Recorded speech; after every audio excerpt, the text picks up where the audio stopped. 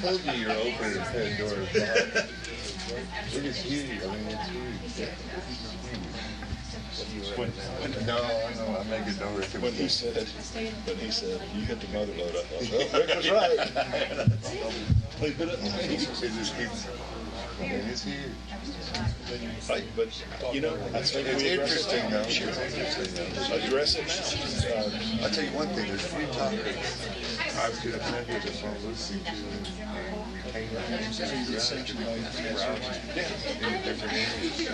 It's probably of all the things we've done in the legislature, this has been more productive and interesting. I think so. As far as just moving, but still there's so many angles. We haven't had easy speeches. No, thank goodness for that. Yeah. I agree. So it'd be interesting to see what these guys. Me too. Yeah.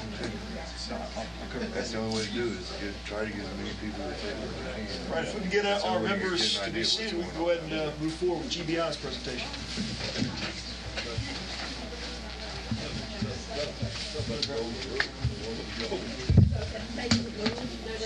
Okay, good.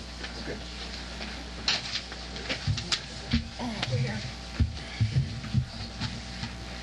Can we get with the Appropriations Committee and see if they could appropriate an air conditioner for this room? Every time I've been in here, Oh no, we keep it this way in judiciary. Keep it hot. I also mentioned expanding the room because you never can get enough people in here during session. They said, no, there's a reason it's small. Folks who faithfully have been with us all day. Before we get started with GBI, Mr. Keenan, we've got the message down from committee services that we're not faithfully turning our microphones on when we talk. We're talking into our microphones. So my able assistant's getting beaten up by her staff that we're not doing our piece. So let's just try to redouble our efforts to keep talking the mic so this can be recorded for record. And Ms. Nuremberg, who's taking good care of us, can be taken good care of. That being said, it's a little after 1:45. Again, we're a little ahead of our schedule, which is a good thing. I think we've addressed things in considerable detail. I'd like to thank all the folks who've traveled to be here and taken time out of their very busy days to be here and share with us. That being said, I'd like to turn over to Mr. Vernon Keenan with GBI, and GBI has a tremendous amount to offer us today in their piece. So, Mr. Keenan. Thank you, Mr. Chairman. I'd like to say sincerely that I and the rest of the GBI staff appreciate the opportunity to come and speak and make presentations to you. Many times there'll be subjects that are discussed that the GBI has expertise in, but will never be asked what the facts of the matter are. And many times there's a lot of speaking that goes on in subject matters that is done through the emotional side, whereas GBI is here to speak to the facts of how the programs operate that you've been discussing previously. Mr. Keenan, I think the only thing more dangerous than the blind leading the blind is the blind leading the informed, the well-informed. And sometimes we as a legislature will do that. We're trying not to do that to you. So. Yes, sir. Well, thank you for saying that. I've noticed that before in my position as GBI director. I have been in law enforcement for 35 years. I've been with the GBI since 1973. So I've seen many changes in the criminal justice field. I recall that when I started in law enforcement, that the Georgia had the Department of Offender Rehabilitation. At that time, it was not even referred to as prisons. It was facilities that were to rehabilitate people. So came from that perspective all the way over to very, very strong 2 strikes and you're out now. So I've seen many changes. I know that Representative Tyrone Brooks introduced legislation, I believe it was in 1984, which was the Anti-Terrorism Act. Actually, in 83 we introduced it. We passed it in 84. And that legislation has been extremely important to the history of this state, because those laws were used by the GBI to break the back of the Ku Klux Klan in this state. And so there are many important tools that the General Assembly gives to law enforcement. That's why it's extremely important that that the legislature have committees like this that look in depth into how law enforcement operates and what the needs are, because we can actually operate from two extremes. We can have an extreme that puts privacy above public safety, and you can have public safety above privacy. The fact of the matter is there is a balance test there, and the proper balance of privacy and public safety rests with having debate and public discussion, and that's why we're here today. The two areas you've been talking about, fingerprints and DNA, both of the databases that the state of Georgia operates rest in the Georgia Bureau of Investigation. They're in two of our divisions. Just to refresh the memories of the committee here, the GBI is the state level investigative agency for Georgia. We have three separate divisions, one of which is the investigative division. That is where the special agents and the drug agents do their work. The other two divisions are sole source providers of service to the entire criminal justice system in Georgia. That's the State Crime Laboratory and the Georgia Crime Information Center. State Crime Laboratory is the only crime laboratory in Georgia, and we provide forensic services to every prosecutor, every court, every law enforcement agency. They work nearly 90,000 cases a year on behalf of local law enforcement and prosecutors.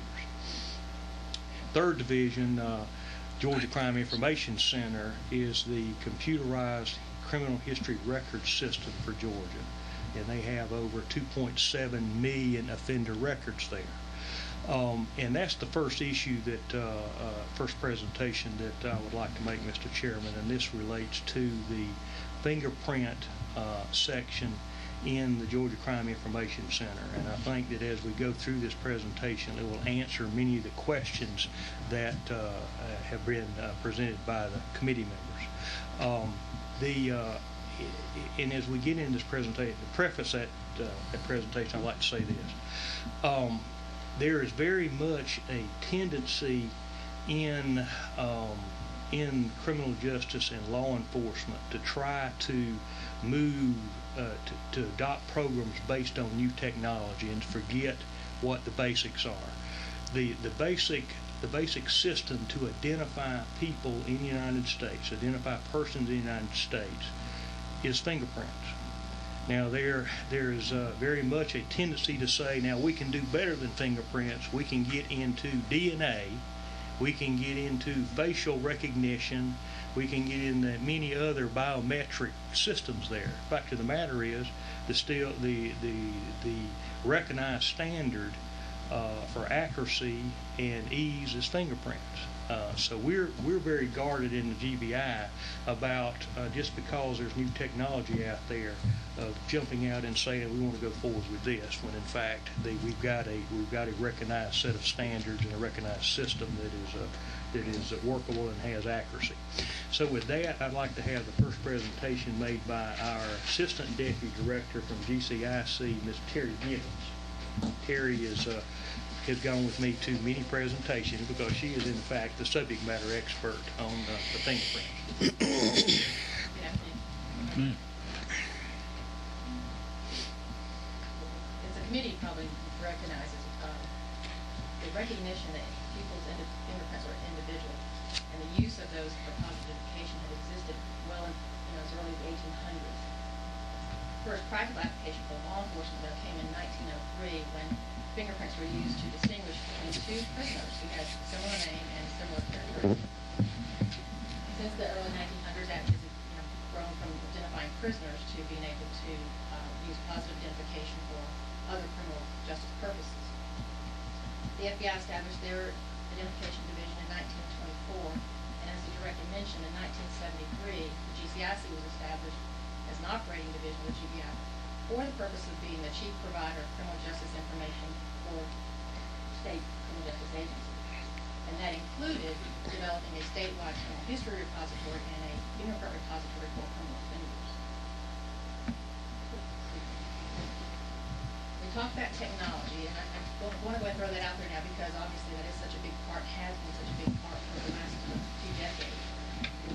Georgia did purchase an automated fingerprint identification system, or AFIS, in the late 1980s. Since 1989. And basically what it does is automate our fingerprint repository functions. An AFIS, as most of you know, is a computer system that's designed to store, analyze, retrieve, and match fingerprints against those fingerprints that have already been collected and are maintained in the database. Our matching accuracy with the AFIS is 98% or better. Usually really it's more like 99%. And it's much, Osgood computer has the ability with that specialized software matching algorithms to be much more accurate because it's looking at specific features and extracts in those images.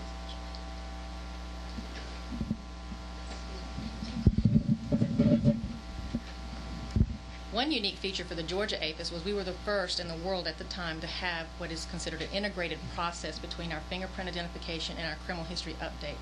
And basically that means that once we make the fingerprint identification from the arrest card that's submitted, the criminal history record is automatically and immediately updated based on that arrest submission.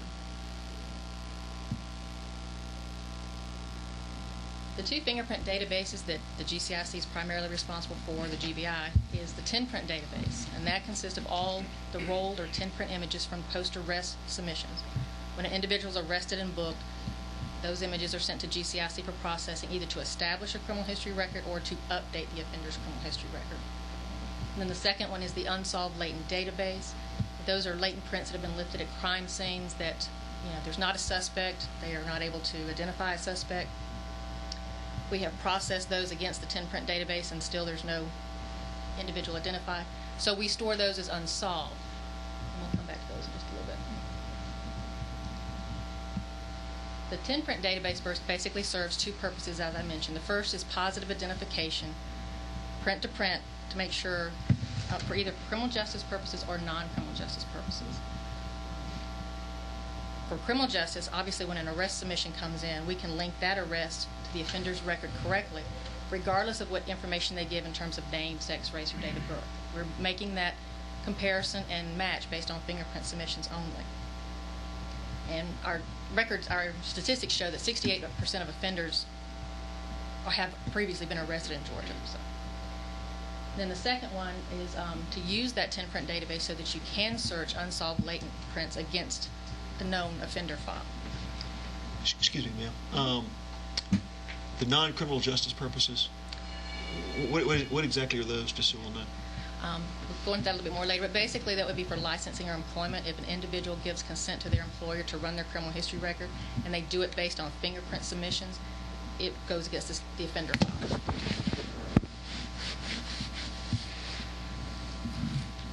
The director mentioned our 10-print database contains images for over 2.8 million offenders in Georgia. We receive and process 500,000 arrest submissions annually. Georgia probably usually ranks around 4th or 5th in the U.S. in terms of submissions of post-arrest cards. The fingerprint submissions are required statutorily for any felony arrest and for any misdemeanor arrest that the Attorney General has designated as a fingerprintable offense. Could you enumerate what those might be? There's a laundry list. There are very few traffic offenses, except for maybe DUI or driving with suspended license, but it might include misdemeanor theft, misdemeanor shoplifting, misdemeanor assault. Obstruction of police officer, simple battery, simple assault. Misdemeanor possession of marijuana. Okay. Parking tickets. You're safe. We don't keep parking tickets. They're good. Once we accept the fingerprint submissions from the arrest submission and we process it here at the state level and update our criminal history, we then forward the information electronically to the FBI. They process it through their automated fingerprint identification system and update the national criminal history. In addition to the standard processing that we do for identifying arrest submissions and adding them to the criminal history, is criminal justice agencies can ask for special 10-print identification services. They can also ask for certified copies of prints if they need those to develop their cases or prosecute their cases. We do have about 23 local agencies that have what we call APIS remote terminals. And from their location, before they book an individual, if they're not sure or they don't feel like they've given them correct identification information, before they book and arrest them, they can submit that 10 print for a search to determine who really is this person that I'm dealing with.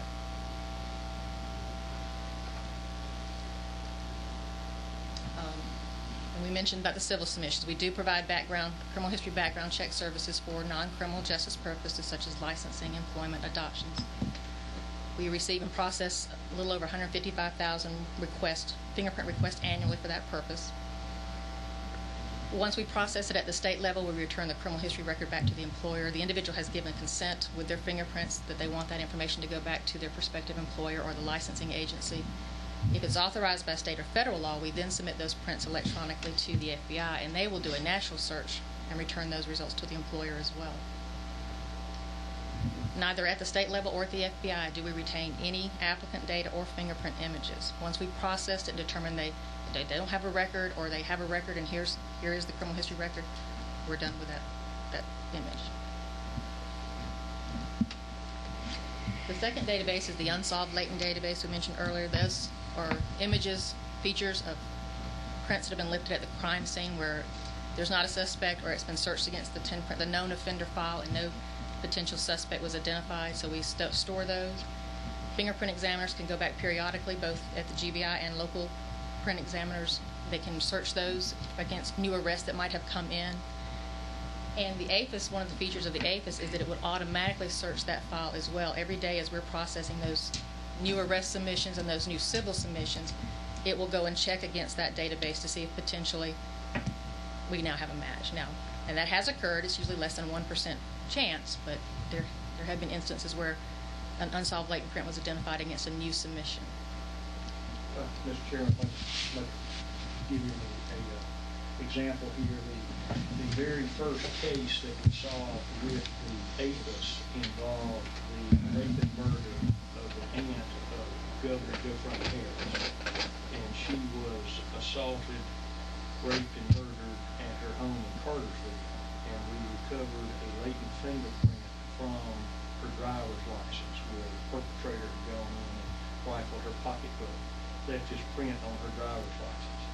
We ran that, did not know the name of the perpetrator, had no suspects in the case, ran that fingerprint against the GCIC database and found that it matched a young man who had been arrested in Monroe County, Georgia on a drug charge, and they had taken his fingerprints and submitted to the GBI.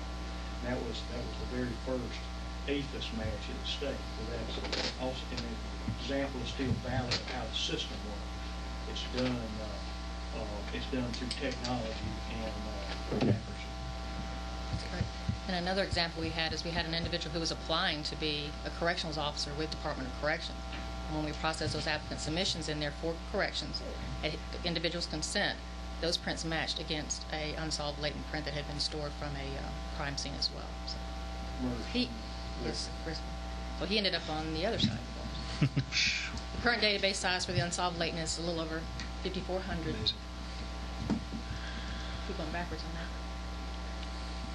The latent print search and identifications that the APHIS provides, can lead to potential suspects or provide investigative leads as for those crime scenes where they do not have a suspect that they can compare prints to. And as the director mentioned, that's part of one of the features of this technology is that you can do that because a computer can obviously do those searches much faster and quicker than a human person can do that, and it's much more accurate because you're looking at certain features to match on. In the last fiscal year, over 9,800 latent print searches were done. There were 982 matches made, so a 10% hit rate. Individual at the firm for the computer testing, the scientist makes that confirmation. That's correct. Right. Once it produces a potential list of suspects, then the examiner would go through and verify that. And this is not very good in terms of the color, but on the latent hits that were made in the last 12 months, majority of them are the other category. But generally, your property crimes, your burglary, robbery, theft crimes, they find a lot of matches on those. I think there were 14 homicide cases. So again, the benefits of APHIS, obviously the identification drops from days to minutes. 90% of the arrest submissions that are sent to GCIC are sent electronically through live scan technology. And that basically is an electronic capture of the fingerprints. They submit that electronically to GCIC within 30 minutes approximately from the time the arrest and booking is made. The individual has been identified, that response returned to the arresting agency, and the person's criminal history updated at that point. And of course, the accurate and timely update of criminal history records, and I know the committee was speaking of that earlier, is important for criminal justice purposes, for public safety. Criminal justice agencies use this in the administration of their duties in terms of investigations, prosecution, sentencing, and so forth. But it's also, so it provides immediate identification information to the local agency so they know whom they're dealing with. But it's also critical for non-criminal justice purposes such as employment checks or licensing. And one example might be an individual who's arrested and booked for domestic violence. He leaves the booking station, he might head straight to a firearms dealer. By the time he fills out his form and the Brady check is done, that record has already been updated, so that can at least delay, hopefully, the potential purchase of that weapon, if not deny it, and therefore hopefully preventing any further violence. And then, of course, as we mentioned, the ability to search and match numerous prints will help in terms of unsolved latent print.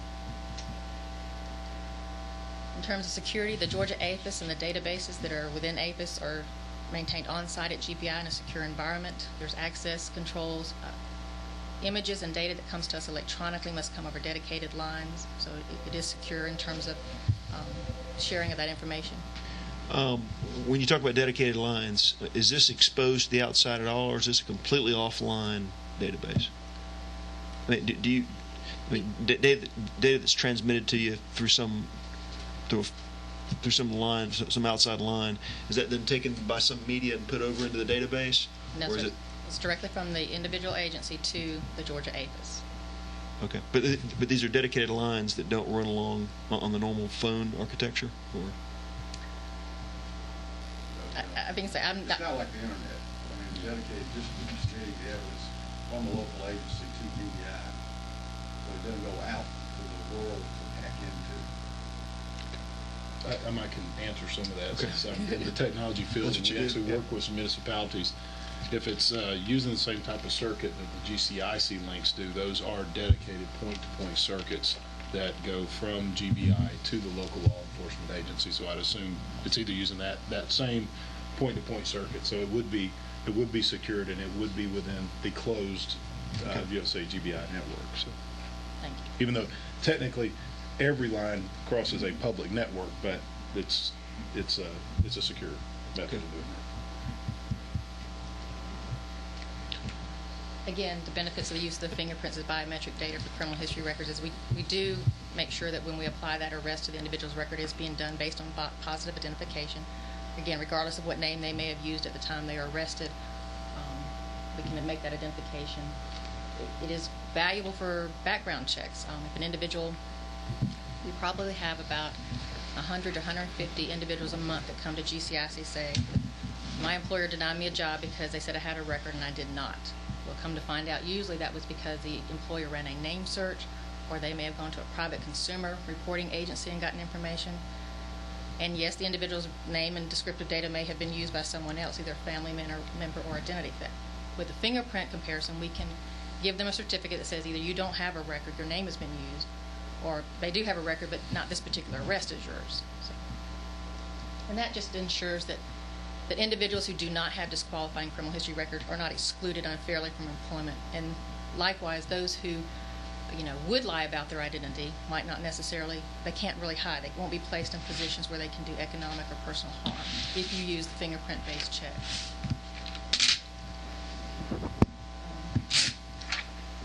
Just a reiteration again that fingerprint-supported criminal history records do ensure that the record is correct, is positively identified to the individual, and that the ability to search those prints against those known offender images will lead to potential suspects. Biometric data, as collected and used by the GBI, certainly serves criminal justice agencies as well as non-criminal justice agencies such as licensing agencies and employers, and it can benefit the individual, ensuring that, again, especially in whether it's an arrest issue or an employment issue, that they're positively identified or qualified. Yeah, I've got one, just more technical question of interest is you had mentioned 98% accuracy. What would cause the 2%? I mean, Majority of that would be from poor quality prints, usually Okay. from original prints that were stored, perhaps that were collected in the 70s, 80s, 90s. They may not have been good quality. okay. So it's nothing to do with the person's fingerprint being so close to someone else's? No, sir. That's- Usually okay, it's either the quality of okay. the print on file or the quality of the print of the individual who's being arrested at the time. Okay. Just something that sparked my interest there. And every match requires a scientist to Yeah. pull the documents. I knew it was pretty accurate science, and that's why I was like, I thought it was more accurate than that. So, And usually it does run about 99%. The contractual Okay. requirement is for the vendor to provide 98%. okay. So I can't burn the fingerprints off, is that? Y'all with that a lot of time. Yeah. That's, That would rise way more suspicion. yeah. Well, unless you did all 10 fingers, you might be okay there. Any question over fingerprint? Pretty good rundown. I could make a couple observations here. One of them is, as Terry was saying, 90% of the fingerprints from arrested persons are submitted to us electronically. Currently, fingerprints that are sent to us for the licensing checks, the civil background checks, are sent in by fingerprint cards. That is creating a backlog in the agency because those, when actually ink cards are sent in, that takes a minimum of 20 days to process. That has an impact on adoptions. When someone that goes to adopt a child, they have to go through a fingerprint-based checks. Licensing for school teachers, private detectives, real estate, banking, all of this. In the spring of 2007, we're going to a format at GCIC where we will begin to receive all of the non-civil, all the civil prints electronically. So we'll be doing those database turnarounds within the 30-minute time frame that Terry Gibbs is talking about. It's going to solve a backlog in the licensing process in the state, and that's something that we've been able to do that through Homeland Security funds. Because what is happening now in today's law enforcement Homeland Security environment, identification by fingerprints is extremely important. Trying to identify someone through a name check there's all types of problems associated with that. And that's why it cringe when I hear proposals to do facial recognition taking the place of people proposing that taking the place of fingerprints, or DNA identification taking the place of fingerprints. I do not believe it will happen. That's to me, that's a lot of vendor talk out there, people trying to sell products. When the fact of the matter is, you can see from this state has an excellent track record. Now, one of the things that is very important, that Terry's here can address some of the issues related to expungement of records, because that is handled in her section. My view on this, and it is a fact of matter, that when someone is arrested, they have crossed over a bridge in their life that is, there's no unringing of the bell. As Pete and I were talking a few minutes ago, you can't unring the bell.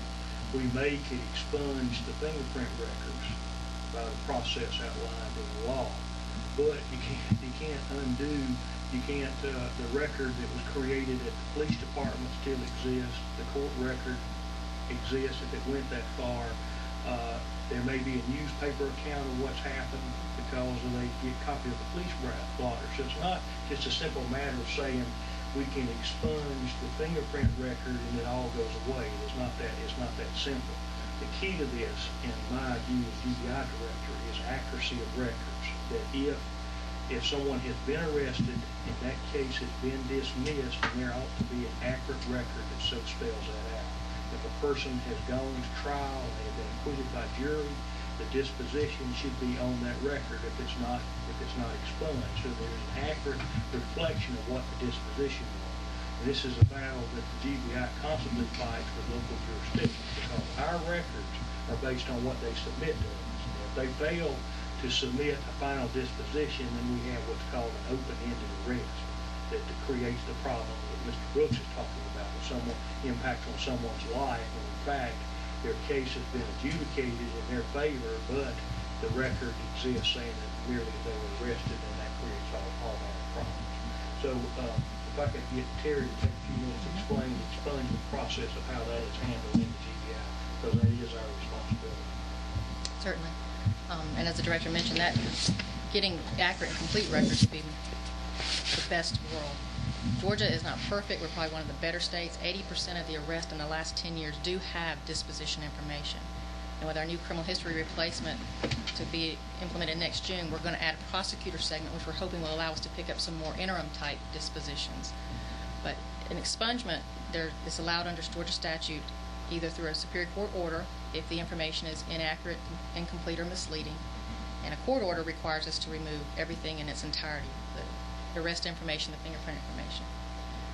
For those individuals where the arrest was dismissed either prior to indictment or after indictment or accusation, if certain criteria are met, can petition the local agency and the prosecutor to have their record expunged. If that's approved and sent to GCIC, we seal the record so that it's still available for law enforcement, but it is not available for employment or licensing agencies. And we do get a number of those. We probably get about 3,500 requests a year for those types of expungements. So it is a pretty prevalent option that people avail themselves to. Is that a pretty manpower-intensive thing to do for you? From a workflow standpoint, does it take a lot of time to make that happen and check it and make sure, or is it a pretty simple thing? It's a pretty simple thing in terms of the actual actions that are required to seal that record. But when you add that with all the volume of that workload plus the other workload, it does become labor-intensive sometimes. But the actual action of going in and saying, adding a flag that seals that record is pretty simple. And we are able to, we had an individual prosecuting attorney today asked to rush one. So once we get it, we can pretty much process it within a couple hours. And I simply asked that question not in the context of what this committee is contemplating, but, we were talking before about looking at expungement as a state.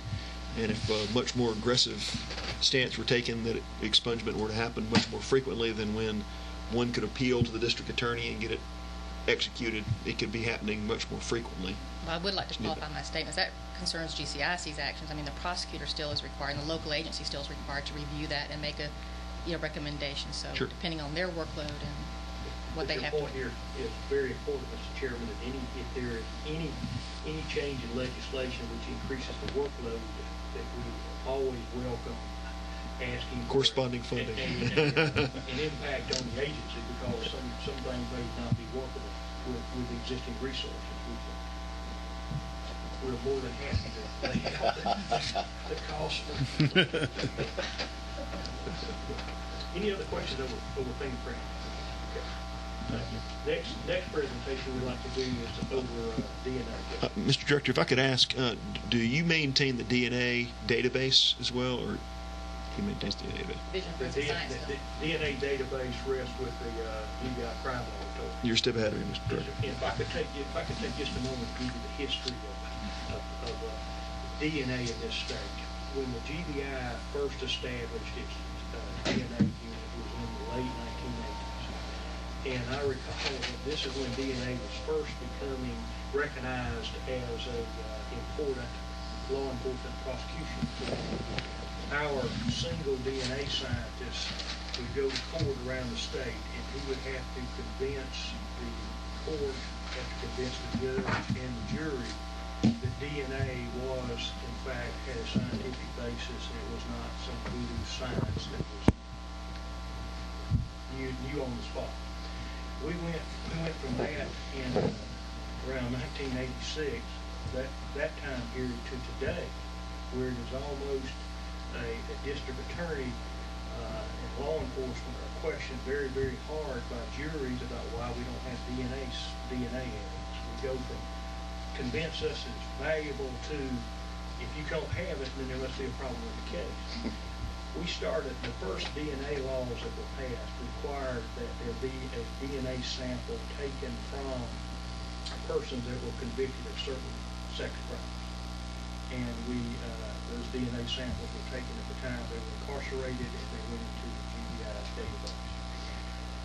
The next piece of legislation required that every felon who was convicted and incarcerated, that their DNA sample be taken at the time they were in the system and submitted to the GBI. The law was later amended to say that the DNA sample would be taken at the time they entered into the Georgia prison system.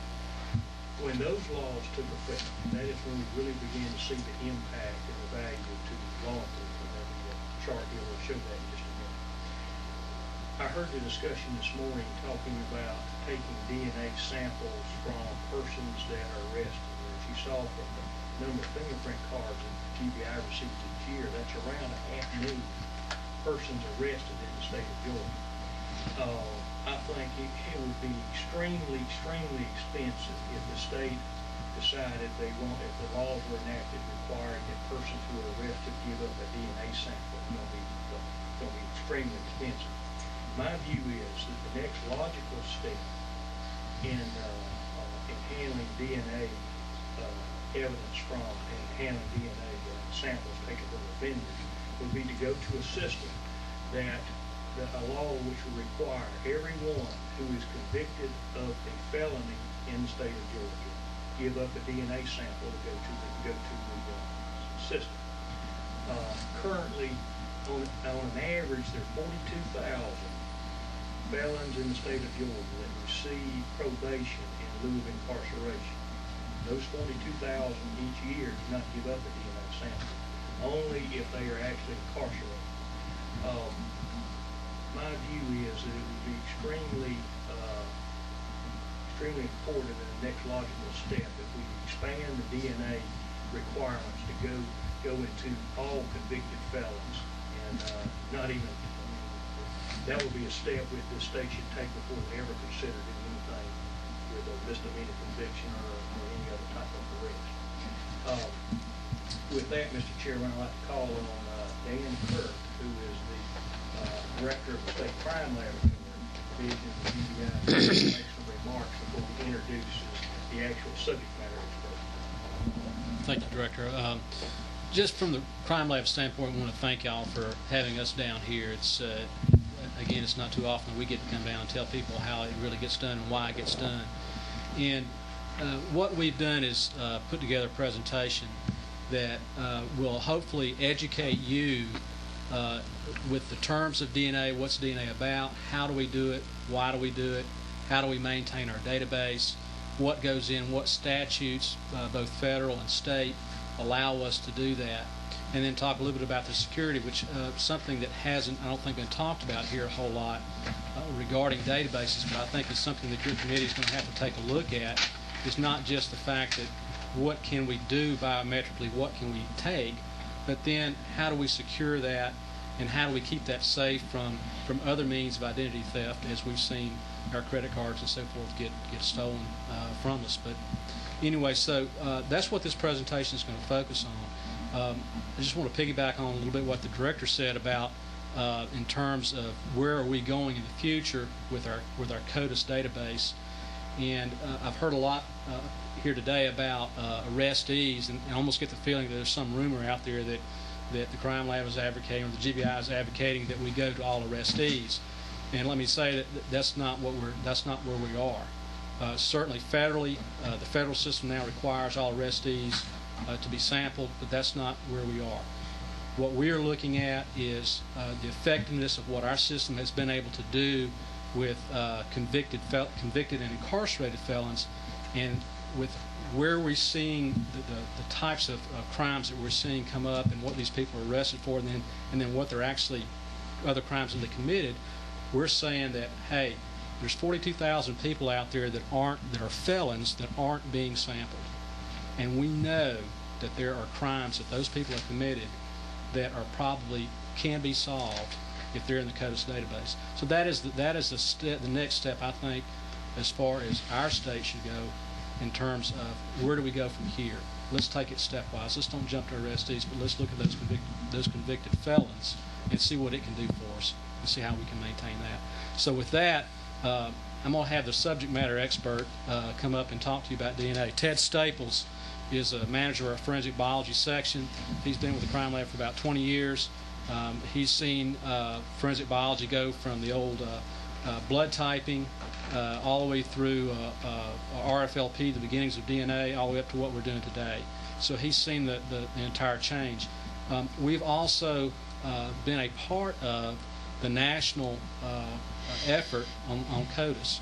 There's an INDEX board, which is a National DNA Indexing System board, which governs produces the policies and procedures that all states throughout the nation must follow in order to participate in the CODIS database program. And Ted was actually part of that board for 2 years, and so Georgia was well represented during the birth of these policies and procedures.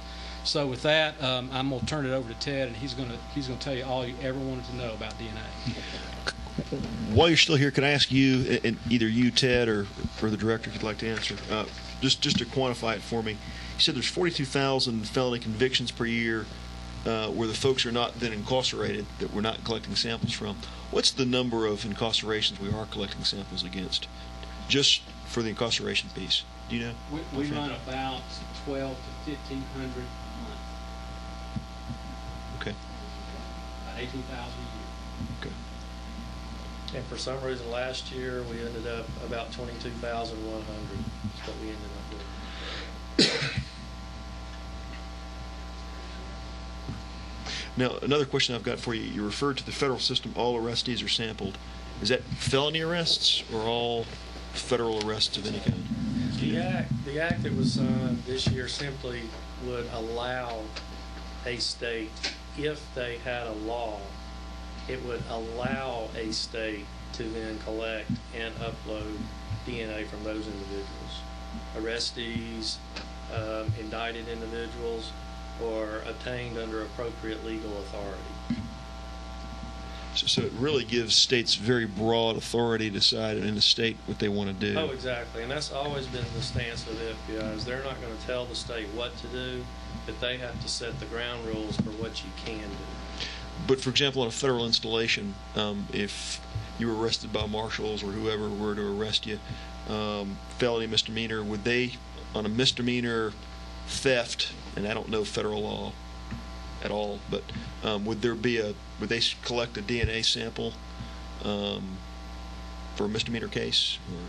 It's my understanding now, if you're arrested, you're being sampled under federal law. Wow. And I asked that question because, again, part of one of the things that's interesting about state politics is it's a study in comparative politics. You benchmark yourself against 49 other states.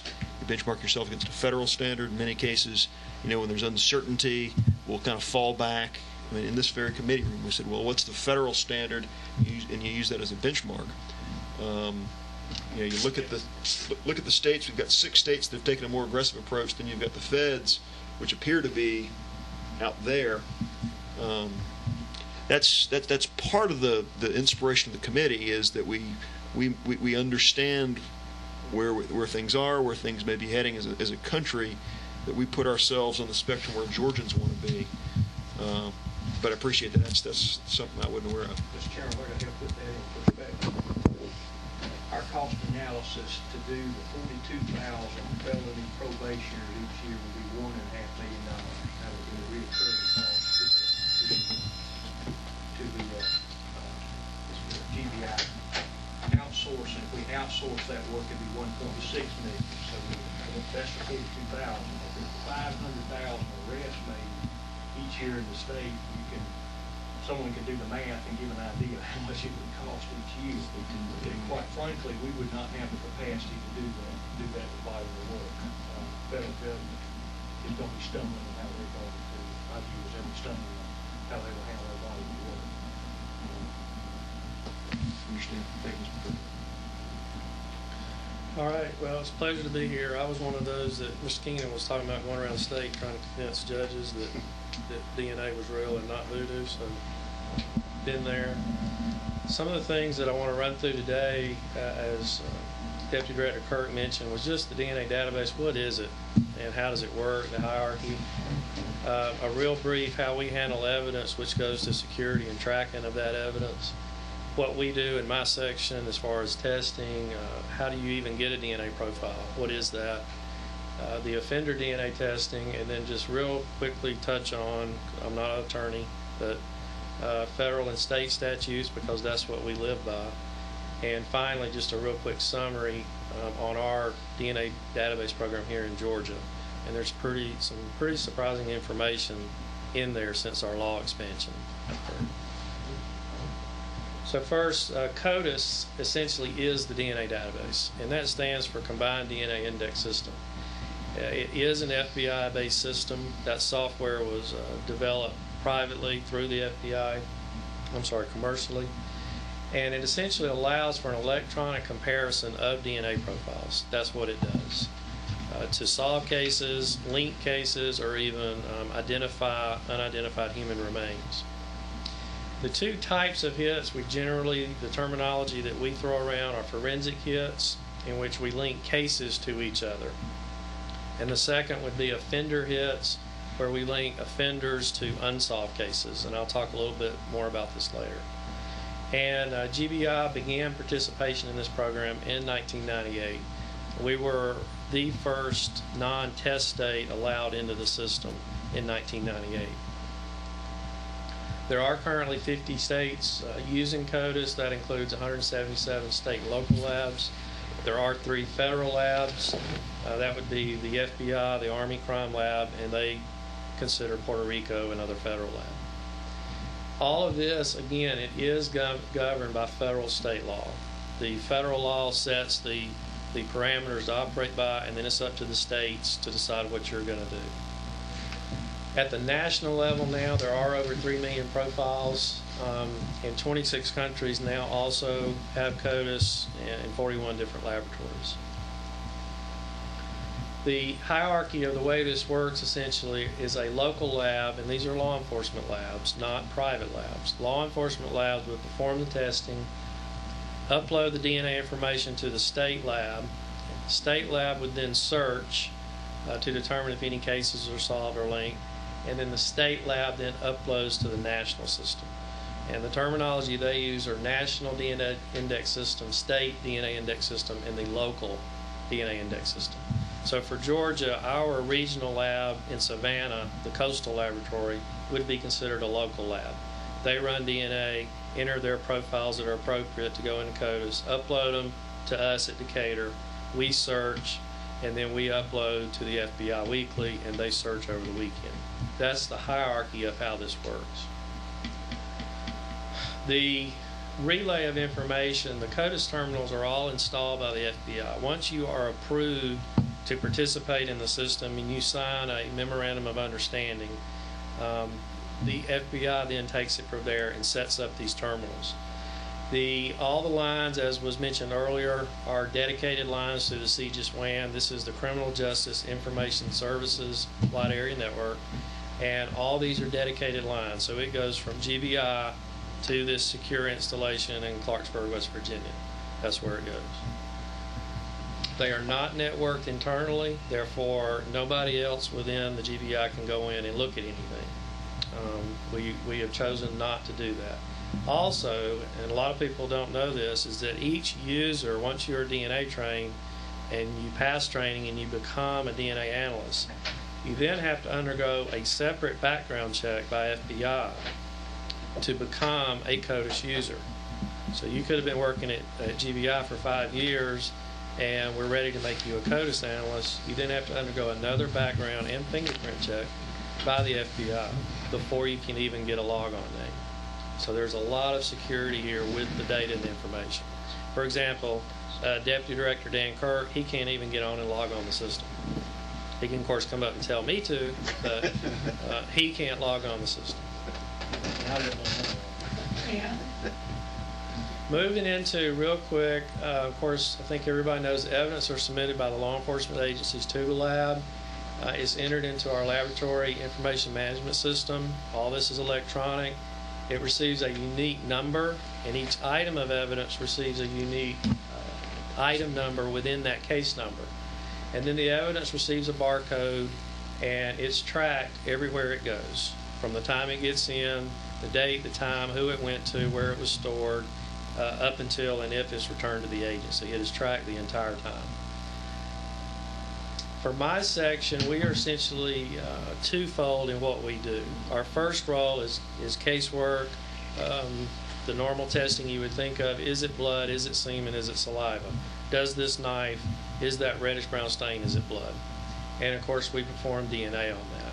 Our second role is the database, where we're performing DNA testing on all incarcerated felons. And of course that's to search the database to hopefully solve unsolved cases. And all of those samples from the offenders are retained at GBI in the vault indefinitely. Just real quick, a cartoon kind of what we do, the DNA process. Say you have a swab, we cut a portion of that swab, put it in a tube, and we remove the DNA. If it's a sexual assault case, we then split that into male and female components. We then carry out further to clean up the DNA on these robots. We then carry it through what's terminology is PCR, where we copy the DNA we want to look at, run it through a genetic analyzer, and this is what would come out would be a DNA profile.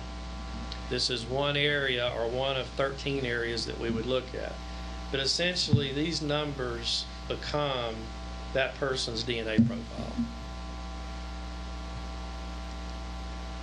We then take that information, so the top frame would be, let's say, from a suspect, either buccal swabs now that are collected from the mouth, a blood sample, and then the bottom would be the evidence, and then those are compared and determine not whether you have a match.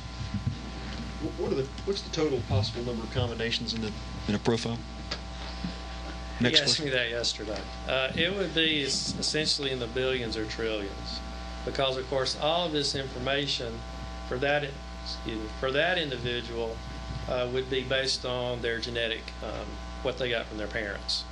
So depending on the area that we're looking at, say there are typically 14 different combinations that you could have. Plus you have 2 sets of chromosomal markers, so now that's times 2 out of those, and we're looking at 13 different areas. So real quick, the math shoots it up again into the billions or trillions as to the combinations. So that's essentially, we get the profile, we see whether it matches or it doesn't match. So now we got this profile from the evidence, what do we do with it? And again, the areas that we're looking at for forensic DNA, and these areas are essentially worldwide that are looked at for these 13 different areas. They have no known function. Therefore, if they have no known function, then they cannot be linked to any disease or propensity to disease. They're simply there in a person's DNA. In other words, the insurance company would do them no good to reach into CODIS and grab genetic information to determine whether or not you have a propensity for a certain disease, to decide whether or not they're going to give you insurance coverage. That is the importance of that. Plus the fact that it's not going to be changed or altered by disease.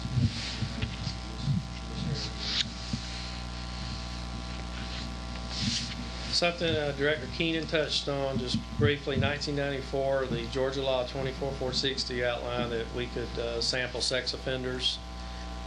2000, that was expanded to all incarcerated felons. Our CODIS database at that time had grown to about 5,500. That was both casework samples, probative forensic samples, and the sex offenders. 2001, we received some basically robotic high throughput equipment, some additional money that was desperately needed, and CODIS shot up to about 28,000 profiles. 2002, we reduced the backlog, but in 2004, the law was changed somewhat that would allow us to also collect from those sentenced to life or death row. Previously, we had not been getting those individuals. And then now we have over 100,000 profiles in the system. Real quickly, how the offenders are tested. The samples come in from the prisons. They're in an envelope. It's an envelope with 4 swabs taken from the mouth. There's also a form by the prison, the name, their prison ID number. There is a thumbprint on there, and whatever crime they were incarcerated for. Our evidence receiving technicians will open those. They verify the envelope is sealed, as the state law says. They compare the name on the envelope to the name on the form. And we enter these 90 at a time. That's simply because that's the most efficient way to run on our equipment, is 90 at a time, and each has their own separate item number. Once it's entered, a barcode is generated, goes on the swabs. The person enter it will then scan it to a temporary holding area, and the forms are scanned in electronically, so we have all that data essentially on demand. After this person is done with it, our laboratory tech will come get it. She will then load the samples onto these robots. Again, they run 90 at a time, and we type them, develop the profile, and they go into CODIS. Just some of the statutes to touch on. The federal statute, the DNA Identification Act, is Title 42, specifically addresses disclosure of this information, as well as the Federal Privacy Act notice on the National DNA Index System, and this was amended in 1996. Of course, the state statute we've already touched on today, 24,460 all the way through 65, touches on these areas. Could you hold right there? I'd like to get that. Oh, I'm sorry. FCGA reference 60 through 65.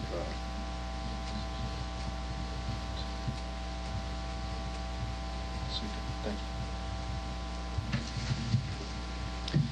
you.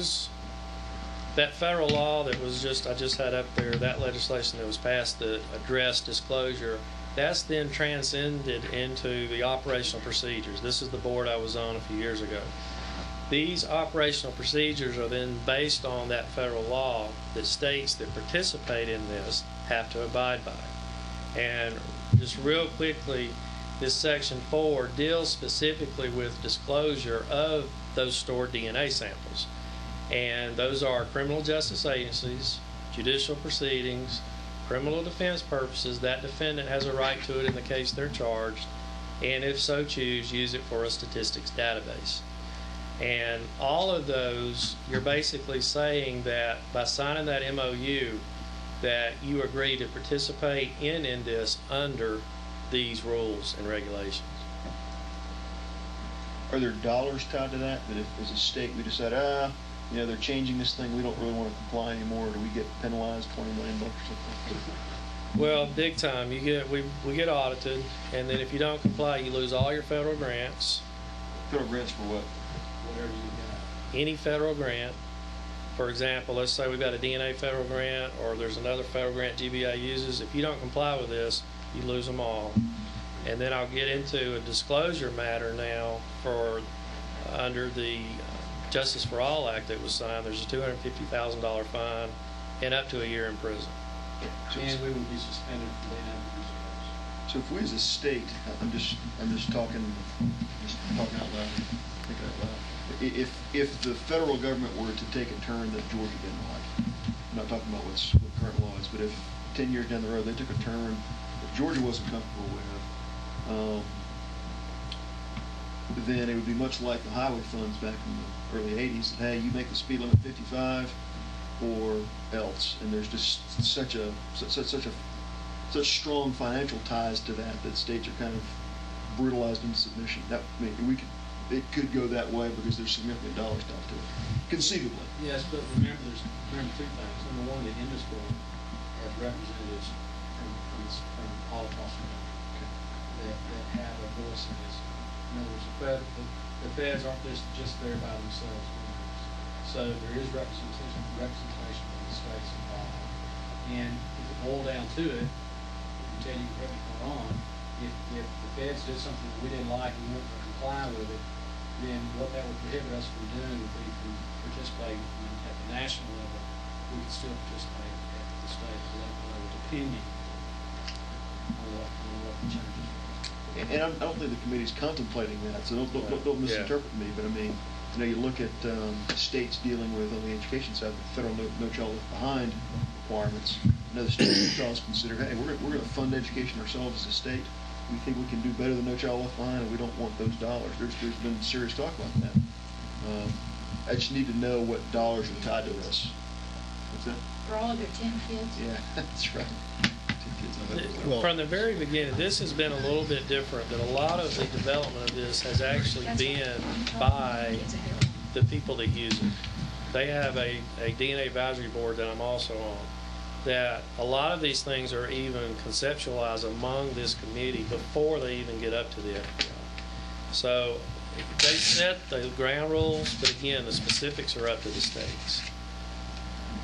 This is just a continuation of that federal, just to give you some idea of the levels that it goes through. This is essentially outlining the same thing, but this is an annual review that every analyst has to sign. And we have to keep these on record for audit purposes. And essentially just reminding that person who can go in or what can go into the database. Convicted offender, arrestee, forensic, unidentified human remains, or relatives of missing persons. And again, Chairman, back to your point, even though that the federal law allows us to do arrestees, they're not forcing us to do arrestees. It's simply one of the things that can go in now if we so chose to. But the analyst has to sign this. Also, anything attributed to a husband or boyfriend, let's say, that you develop on a sexual assault case, it's not the perpetrator, it was the husband or the boyfriend, and we determine that's who it is, then that does not go in the system. And this reminder, again, has to be signed by these analysts every year, just as a reminder of what's supposed to go in there and what's not supposed to go in there. I don't understand. You don't put it in if it's a domestic violence case. You don't put it in if the offender was If he was a party to a crime, if they can prove, let's say they were separated or whatever, and the crime was committed of a sexual assault, and it happened to be the husband or the estranged husband, if that's part of the crime, then yes, ma'am, it can go in. What I'm referring to is, let's say the female had consensual sex with her husband on a Sunday, and she's raped on a Wednesday, but the perpetrator used a condom. Now, when we run the DNA, all we're going to end up finding is the husband. okay. He's not going to go in here. Moving quickly into the Georgia statutes, 62 essentially outlines that the results are securely stored and remain confidential. 63, that's only for law enforcement purposes and disseminated only for law enforcement purposes. And then 64 is anybody that violates this is a misdemeanor of a high and aggravated nature. So if somebody gave that information out to someone they shouldn't have for Georgia, it's this, and of course under federal statute it's a $250,000 fine up to a year in prison. So just as a real quick in summary for what goes in Georgia, okay? Basically that forensic unknown, that blood sample from the scene, sexual assault evidence, and an incarcerated convicted offender. No profiles from victims unless they are considered a missing person. And now FBI is doing most of these anyway. So could a semen profile from a sexual assault go in there? Yes. Could subject blood at a crime scene go in there? Yes. Could victim blood on subject clothing go in there? No. No, nothing from the victim goes in there. Could the subject blood on his own clothing go in there? No. It could have been on there unrelated to any crime. He could have cut his hand on a knife. Only the sample identifier, that case number and the item number, is all that's entered in the system. There are no names, there are no numbers other than our case number. So if we get a match with Texas, all they're seeing is 06101824 number 23. They have no idea who that is. This is just showing a little growth, as you can tell, since 2000. And how many offenders that we put in since the law expanded. There's been a little bit of growth there. In CODIS hits that we mentioned earlier, forensic, we're linking 2 or more cases to each other. We may or may not know who did it, but we can tell Atlanta that, look, the same person committed this one in Macon and in Albany. So y'all need to get together and talk. The offender hits, again, we're linking someone who's either in prison or was in prison to one of these unsolved crimes. So our GBI offender hits also, since you can tell, since 2000 have shot up dramatically. The other point there, if you remember, up until 2000 it was sex offenders. You can see we only had 13 hits. Now we're up to 553 over. These are actually over that number of cases that are solved. Some of these hits may involve 2 or 3 cases of serial rapes. Just to let you know what happens when we get that hit, we pull all this data, review it, we review the DOC information, Department of Corrections. We pull that sample from our vault, we rerun it. If they are out or released, we try to speed that up. And we then issue a report to the agency and the DA that essentially this is an investigative lead or probable cause that you've got a DNA match. We tell them who it is, their prison number, if they're still in or if they're out, and we remind them this is investigative lead and they need to do their own investigation and bring us another sample, and we'll rerun it to verify all of this is accurate. Essentially the same thing with a forensic case, except we're going to tell all the agencies involved that you've got a case, they've got a case, and y'all need to get together because the same person is doing it. And they get a report as well. One of the things that was very interesting after the law changed, we started seeing 2001, 2002, was the type of crime solved versus what was that offender incarcerated for. And you can tell what we're up to. Most of the cases solved are rapes, by far. When you look at what the offender was in for, the top two are burglary, robbery, and drug related. That's what they were incarcerated for. Most of the crimes being solved are rapes. So there's some other states have obtained this data that are trying to expand their law because of this. Mr. Chair, where this is important is that most burglars, most drug offenders get felony probation first. They don't go into the system first. We're catching them. These are being caught once they're incarcerated. Many of them have been on felony probation several times before they ever get to the prison system. Before you get DNA. Before we get to that thing. Would, if the law was expanded, hypothetically, to allow for DNA samples on all convicted felons, do we have the resources to handle that? Yes, with the funding, with the funding, which to hire the additional staff which is required, or to do outsourcing of the cases. That's where the Like about $1.5 million that we can house for our The issue states are now facing with outsourcing, for example, Texas, 40, 50,000 samples. You're taking one type of backlog and trading it for another. You've got these swabs sitting here, so you outsource them. Somebody else, a private company, runs your data. Well, now that data's back. The rules are before it goes into CODIS, you have to review it. So now you're sitting on a bunch of data before it can go into the system you have to review. The result would be, though, that the number of cases solved would be far beyond 554. Do you have any clue how many open rape cases there are in Georgia in the last 10 years? Just order of magnitude. We'll find out. I don't want to give you a homework assignment, but I just wondered if you knew. These men are bigger. Do all our law enforcement agencies have the equipment they need to take DNA samples? Like local law enforcement, county sheriffs, etc.? It's essentially very simple now. With this law change in 2000, we went over to the buccal swab collection, which you're just swabbing the inside of the mouth.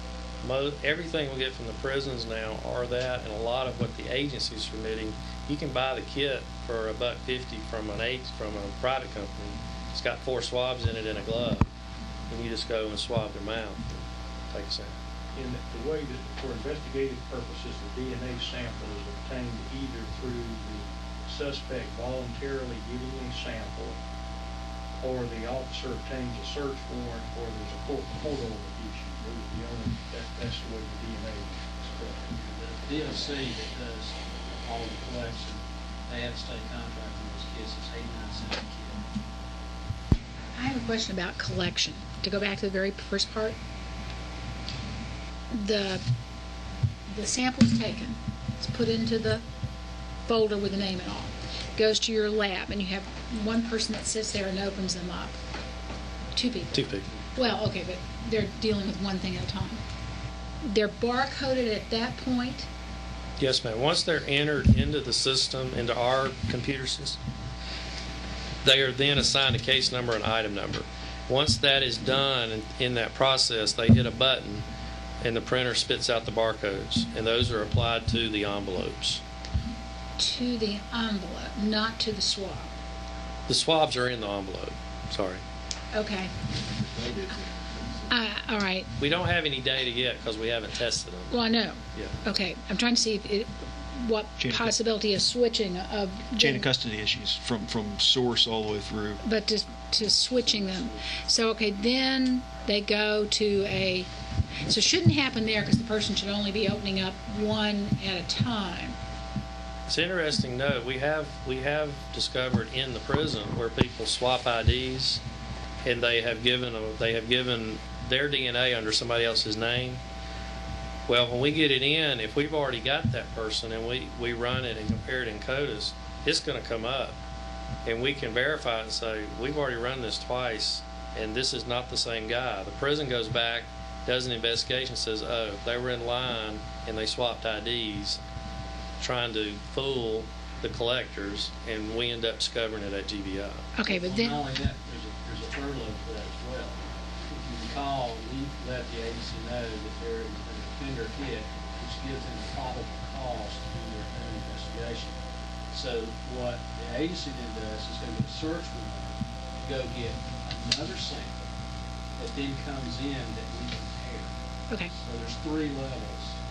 Okay, but when you take those swabs and the person has put a number on the envelope, then they go to a technician that puts them in the thing. Yes, ma'am. Do they get barcoded at that point or something, or where you've got? The tubes are labeled themselves, but the tubes aren't barcoded.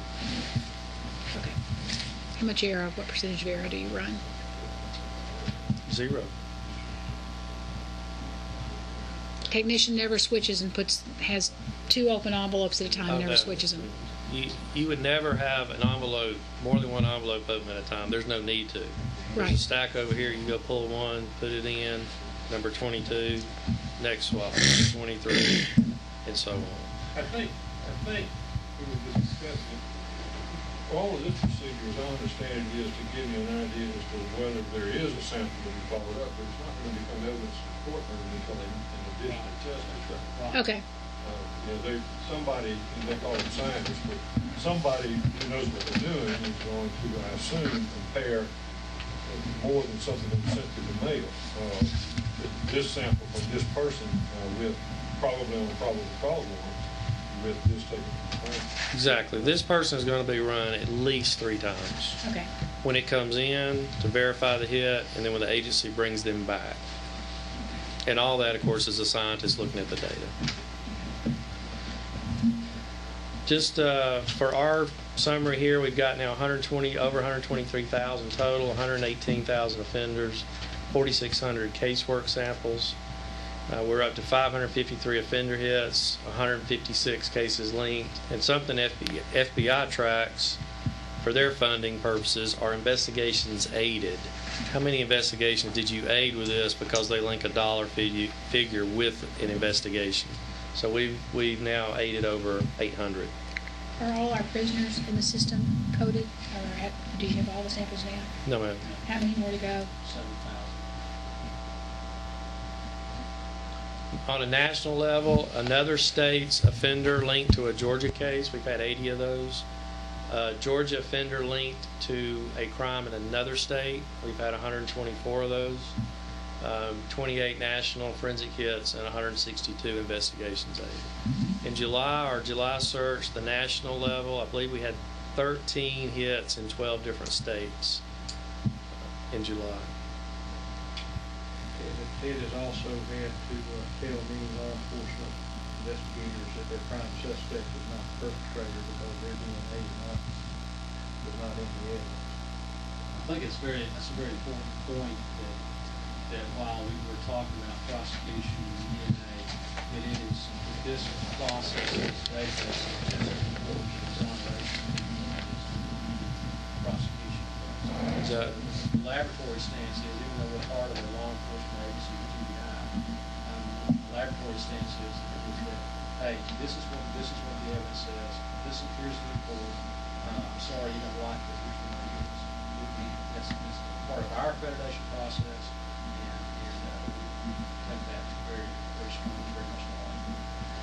Ms. Maxwell's gone, but the example given this morning, once we ran that information and that person was released, we actually identified the real perpetrator in that case. So it goes both ways.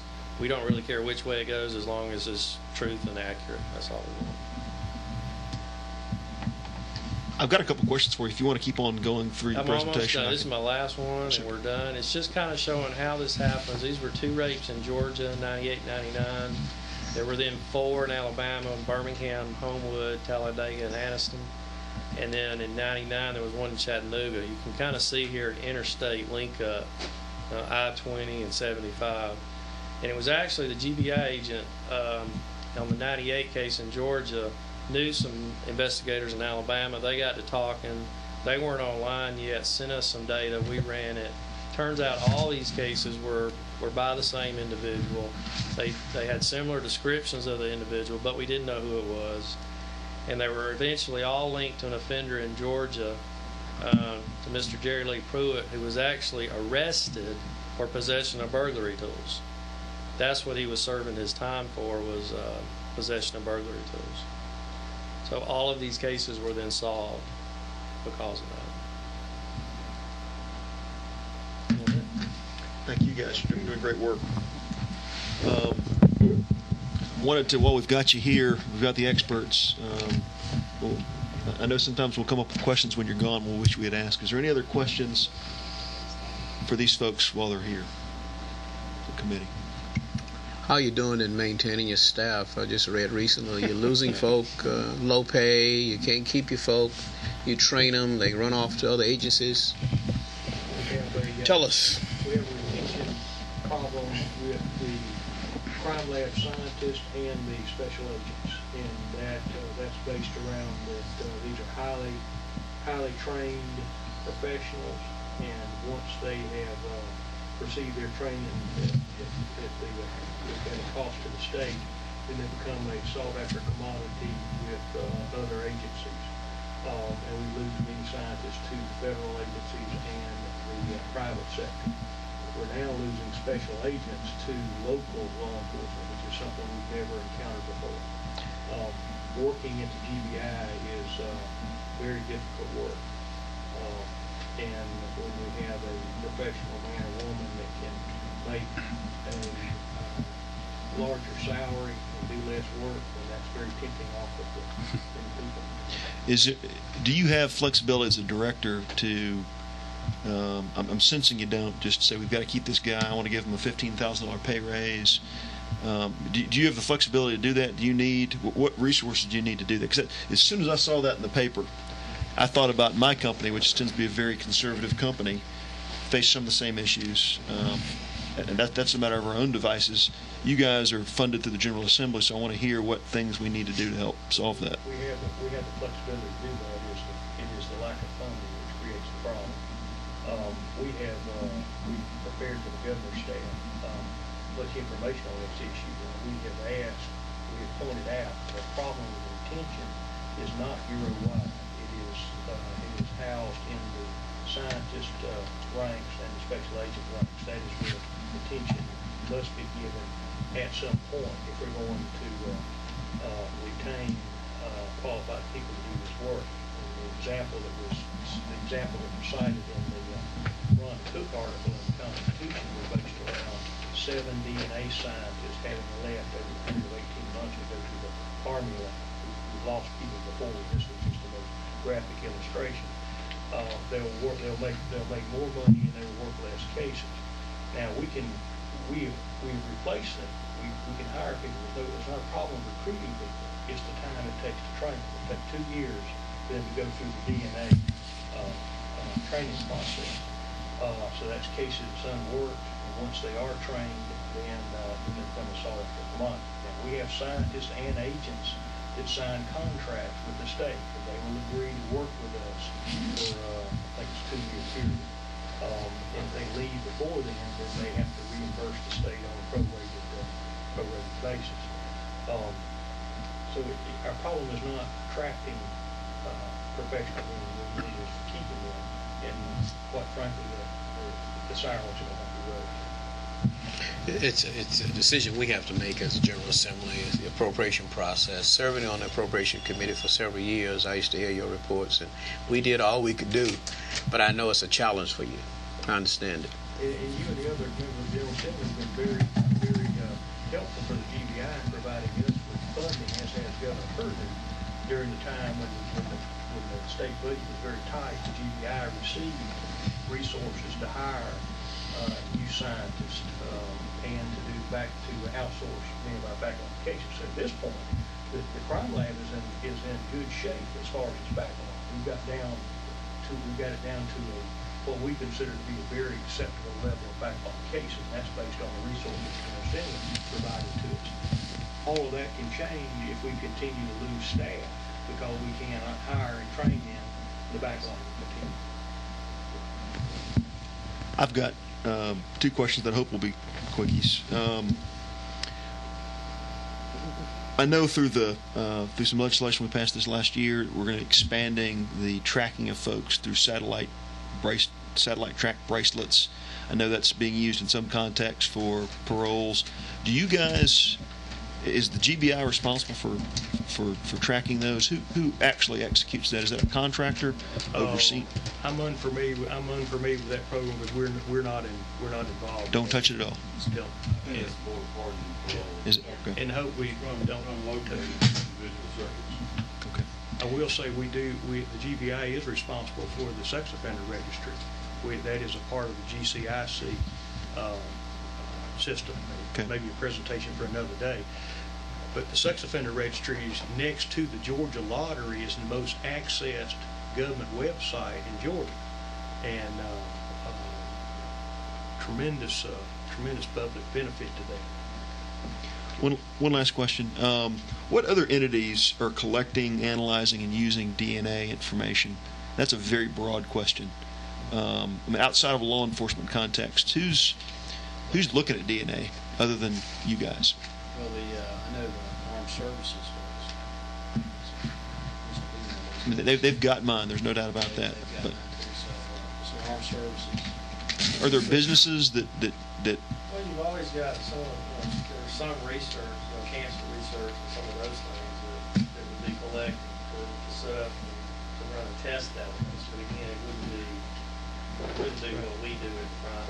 Yeah, and Mr. Chairman, you bring a point about the armed services have DNA samples. I spoke to the major generals in charge of the Army laboratory system. When they have for instance, they have a rape case with a DNA evidence, they cannot submit that to that armed forces database. They have to have a suspect. They can't do a broad search. So you're as a former member of the armed services, your DNA is not being compared against unknown perpetrator. They would have to have probable cause to do that. Okay. Mr. Director, gentlemen, I appreciate your time so much. And as you leave, let me just thank you personally for all of your help over the years, not only with that 1983 Anti-Terrorism Statute, you and Phil Peters, and the work that we've done with Mr. Buddy Nix, and particularly your work on the Morris Ford Bridge lynching case. I want to thank you. Before we conclude today, I'd like to open briefly for any other interested parties. I think Ms. Garrett wanted to talk very briefly. It's we're still ahead of schedule by about 2 hours. I've got Don't tell her that. 3:09, so But still go quick. You got 2 hours, Maggie. When I said quick, I meant about an hour and 15 minutes. I'm Maggie Garrett. I'm with the ACLU of Georgia. And I just wanted to touch on a few things. Some of the things that people brought up, questions that I think I may have some very basic answers to.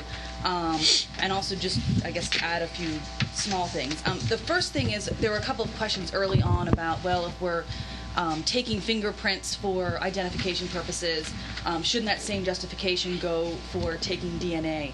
And I think it's just important to point out what may be the obvious, but that is that fingerprints are a source of identification. DNA is a source of identification, plus a source of understanding of your entire genetic code, what diseases you might be prone to get, what your family history is, what your children might have. And so getting your DNA is a whole lot more than getting your fingerprint. And who knows what technology is going to find in the future that people can end up doing with DNA. I am happy to see that most people are saying that it's a bad idea to go get DNA from people who are arrested. We believe that there's Fourth Amendment concerns there. My position would be that it would be unconstitutional to take DNA from people who are just arrested. It's also burdensome, time-consuming, a lot of the things that people have already set out. The one concern that we have right now with the DNA testing bill as it is that you're taking samples from people, and I'm not talking about like evidence. That's something different. Evidence from a crime, I think, should be saved for long periods of time so that people can, like the Innocent Project, use those to exonerate people who end up being innocent. My one concern is that when they're taking DNA for the purposes of creating the database, they're also saving the samples. My position would be that you should take the 13 strands, or whatever the 13 identifying things are, which I don't know the correct terminology for, but create that DNA profile and put it in the database, and then that sample should be destroyed. If the sample's still there, then anyone can access that for any number of reasons. And granted, there are guidelines in place, but as we all know, there are guidelines in place for lots of things that somehow get out. Somehow information that students are using for their financial aid somehow randomly appears up on the internet every once in a while, or somehow people get access to these things, and your DNA is really, really important to you. So our position would be create that profile and then destroy the samples. Because as they were saying, if there's a hit from that database, they go back, and if they're going to pull that person off the street, they're going to test their DNA again. So there's a chance for you to find out that they're innocent, because you're going to test them again. Whereas if you have that DNA sitting somewhere, there's always that increased risk. So take the sample, get the profile, get rid of the sample. And then the only other things I just wanted to touch on quickly, there was a question about pat-downs and what the government can and can't do. We actually, the ACLU of Georgia had a case recently, and the ACLU of Florida had a case even more recently with this situation. Our case was protesters. They wanted to go protest. They protested for the last 12 years down at Fort Benning, peaceful protests. And a few years ago, the government said, well, you can protest, but we're going to search every single person who goes in to that protest, even though, you're peace advocates.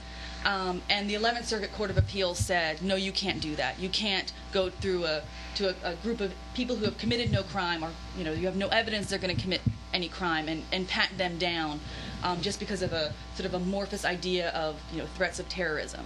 And then recently, I think in the last month or so, in Florida, there was a case against the Florida Sports Center. I think it's the Tampa Bay Sports Agency that owns the stadium where the Buccaneers play. And there was a school teacher. He was patted down when he went in, and he said, "You can't pat. I'm not doing anything wrong. I'm going to watch a football game." And the court said, "That's right. You cannot pat them down. It's a government building. It's a government search. There's no individualized suspicion, and you can't search them."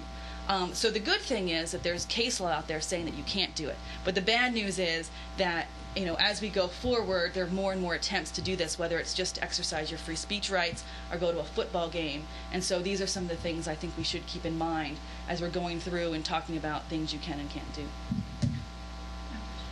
I have a question for Let me address just a couple of things there, just to be sure, just to reiterate. The area of the DNA that we look at has no known relation to anything, so you're not, the piece that we're looking at can't be related to anything else about you. As far as destroying the samples right away, if we destroy the offender swabs, we lose one level of our cross check. In other words, we describe that we run the sample, we save the other swabs. If we get a hit, we pull that swab out, and again, you're alluded to the fact that what do you do if you switch one? That's one place where you might get, you need to do that, you catch a switch. So you would lose a level of protection, I think, of being sure that your science is accurate. The only samples that we save that we freeze when we freeze the actual extract is when we completely consume the sample. In other words, we have a very small blood stain.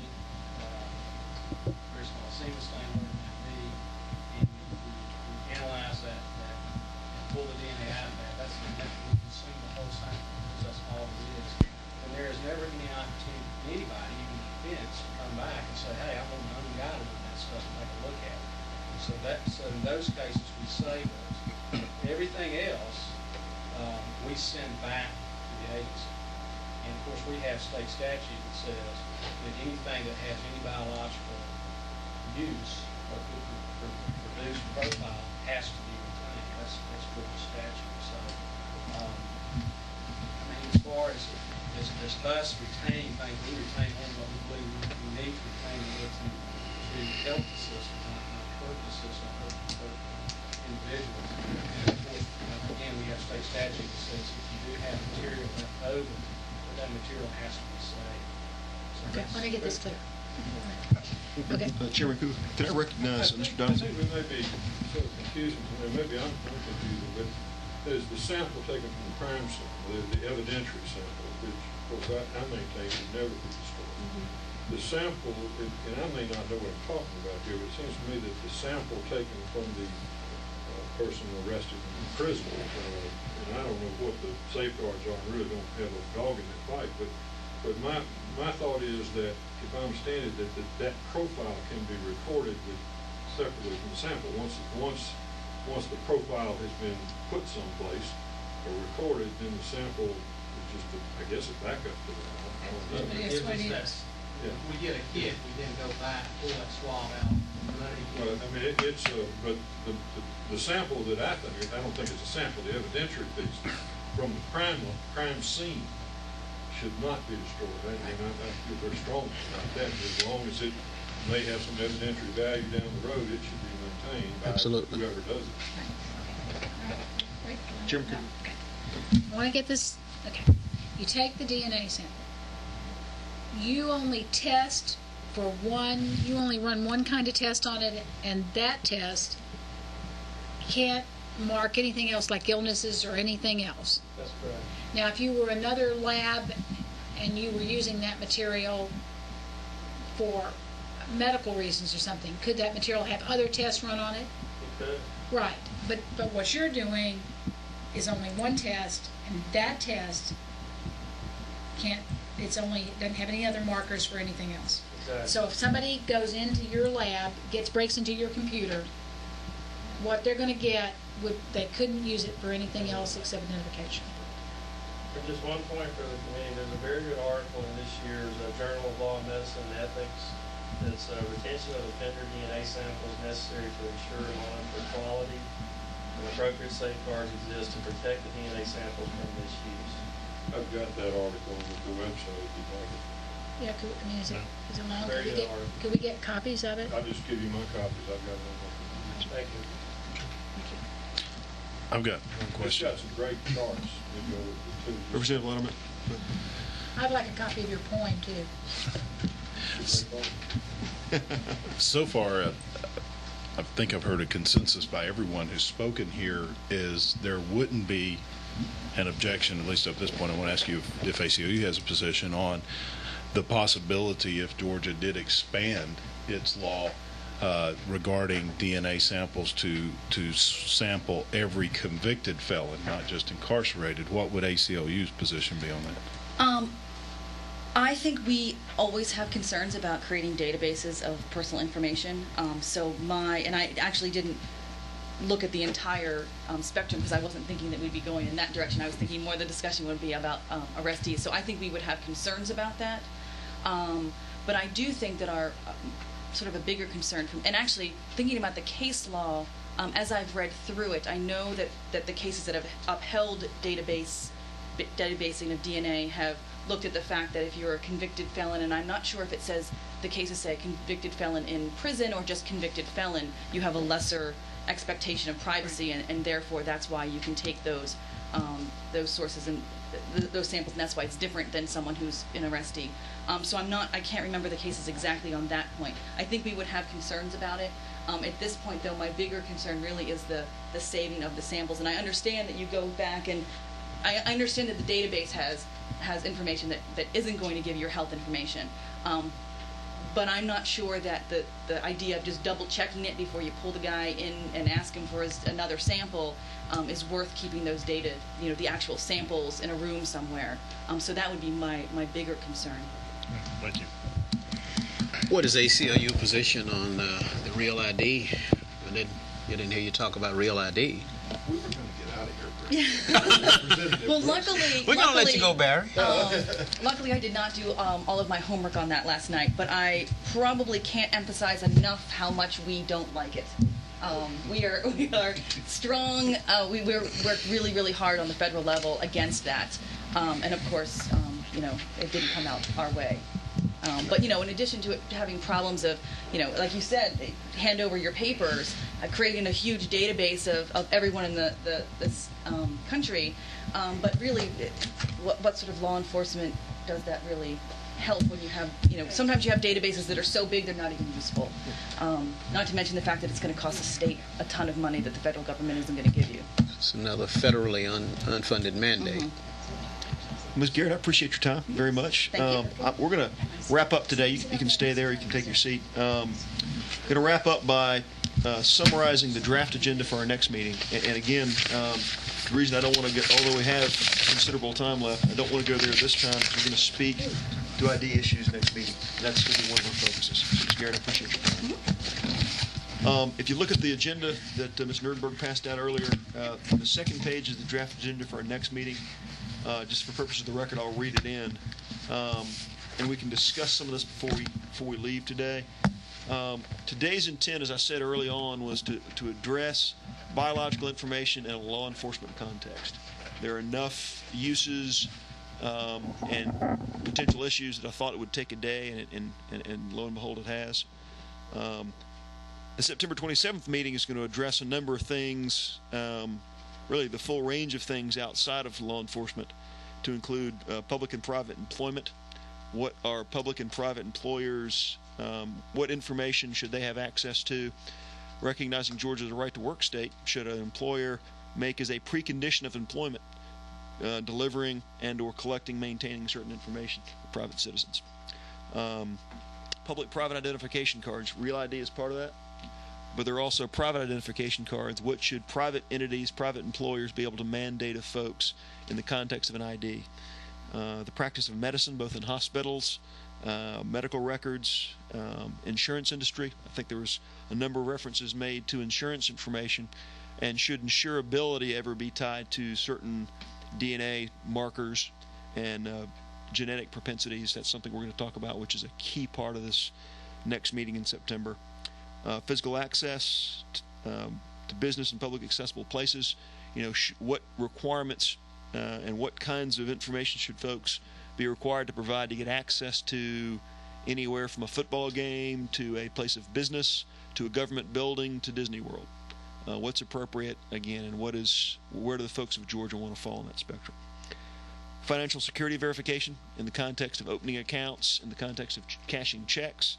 A number of different contexts. Retail sales environment. There's a taco place out in California whose business model is you come in once, you bring in your debit card, and we take your fingerprint. And moving forward, all we need to do is you give us our fingerprint, we'll give you a taco. We'll debit your account. Innovative business model in the minds of some, but again, we want to look at those kinds of advances and just to make sure that there's no potential abuses to that. Okay. Educational enrollment in both public and private institutions, public and privately funded research and development. So those are the sundry topics we'll seek to address on September 27th. Should be a full-day session, so plan your schedule accordingly. But we're planning to start at 10 a.m., same place, September 27th. And look forward to seeing many of you folks here again in September. So appreciate your time, members of the committee. Any last comments, questions?